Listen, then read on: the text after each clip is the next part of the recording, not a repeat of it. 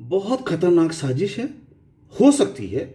मेरे इस वीडियो को बहुत एक एक शब्द को अच्छे से सुनना, देश की बर्बादी को बचाने के लिए बोल रहा हूं। षड्यंत्र सुनो। अडानी को रेलवे बेचा गया, भारतीय रेल अडानी को बेची गई। उसके बाद एयरपोर्ट बेचे गए। उसके बाद अंबानी, अडानी और ऐसे कुछ अमीरों का 8 लाख करोड़ रुपए माफ किया गया। आरबीआई से पैसा निकाला गया। उसके बाद अंबानी ने फ्यूचर ग्रुप खरीदा, जो बिग बाजार वाला ग्रुप था, जो अनाज और इस सब चीजों को देखता था। पूरा सेटअप खरीद लिया गया। उसके बाद किसान बिल लाए गए कि आप अनलिमिटेड स्टोरेज कर सकते हो। पूरा देश का अनाज चाहे तो अंबानी अडानी के कब्जे में जा सकता है। पहले ही बड़े बड़े साइलो बना लिए गए, उसके बाद बिल लाया गया। यानी ये तो पक्का था कि साइलो इसीलिए बनाए गए कि बिल आएगा और मैं सारा अनाज अपने पास इकट्ठा कर लूंगा। अब षड्यंत्र सुनो मेरी। अगर पॉसिबिलिटी, षड्यंत्र नहीं, पॉसिबिलिटी, अगर ये सारा साइलो में अनाज भरा हुआ अनाज रेलवे से गुजरात में जाता है, सारे पोर्ट गुजरात में हैं, जहाज़ों में, बड़े बड़े जहाज़ों में सारा अनाज भर के देश से निकलता है। इन सारे अमीर लोगों अपने परिवार, फैमिली के साथ, हीरे जवाहरात के साथ एयरपोर्ट से जहाज पकड़ के उड़ जाते हैं। और पैसा तो वैसे ही सारा स्विस बैंक में जा चुका होगा, और नहीं होगा तो चला जाएगा। तो ये देश की 135 करोड़ जनता लल्लू गदही बन के यहीं बैठी रहेगी, क्योंकि इतने षड्यंत्र को कोई देख नहीं पा रहा है। और ये मैं षड्यंत्र क्यों कह रहा हूं? नीरव मोदी 7,000 9,000 करोड़ लेके भाग जाता है, 11,000 करोड़। विजय माल्या 7,000 करोड़ लेके भाग जाता है, मेहुल चौकसी 5-7 हजार करोड़ लेके भाग जाता है, सुशील मोदी 5,000-7,000 करोड़ लेके भाग जाता है। ये इन सबका पैसा इकट्ठा करो, छोटे मोटे 4-5 देश चल जाते हैं। तो ये एक सफल साजिश रही कि ऐसा हो सकता है, हिंदुस्तान को लूटो और दूसरे देश में जाके बस जाओ। तो जिसके हाथ में पूरे देश की गद्दी है, वो क्या नहीं कर सकता है? वो क्या नहीं कर सकता है? और ये क्यों नहीं? रेलवे क्यों बेची गई? इतनी बड़ी रेलवे चल रही थी, प्रॉफिट में चल रही थी। 70 साल से लोगों के टैक्स पेयर से धीरे धीरे रेलवे बना। आज एक स्टेशन का दूसरा स्टेशन, आज एक रेल दूसरी रेल। ये इतने टैक्स पेयर से की मनी के से पैसा जो ये बना हमारी रेलवे, वो अडानी को कैसे बेची जा सकती है?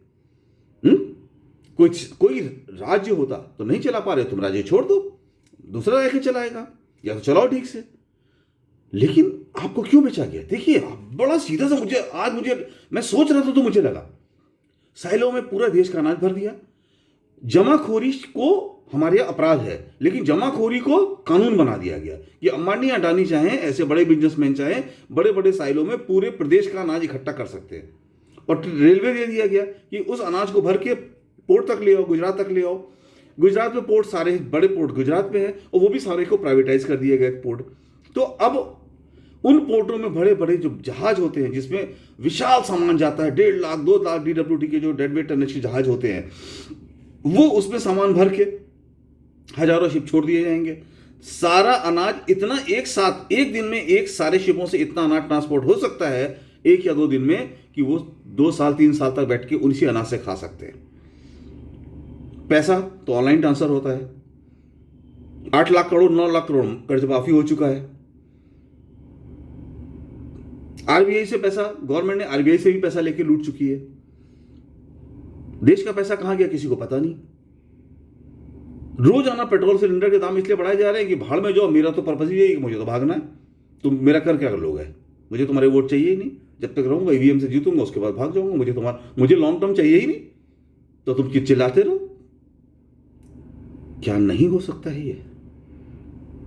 ये नहीं हो सकता था अगर नीरव मोदी को पकड़ के लाया गया होता इंटरनेशनल पुलिस के थ्रू।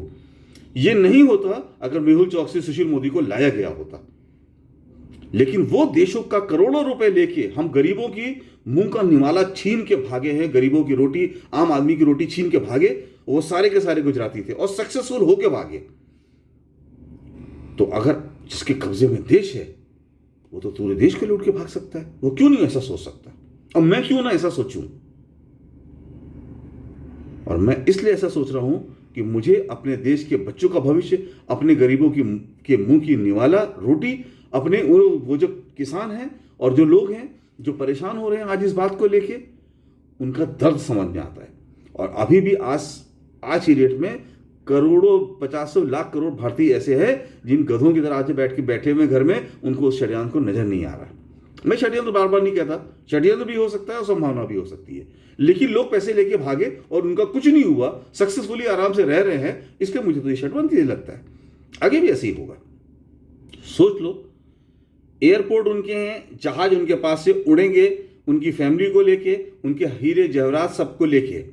उनके पास पोर्ट है, रेलवे से अनाज ट्रांसपोर्ट होगा, अनाज को भरा गया और यहां से निकल गए, सब के सब सेफली हवाई जहाज में बैठ के निकल गए, पूरे देश से फर कर लो जो करना हो, तुम्हारी तो औकात ही नहीं रह जाएगी कुछ करने की। सोचो, 135 करोड़ लोगों का भविष्य जीवन, और अभी भी गधे बन के रहना चाहते हो तो बेशक रहो।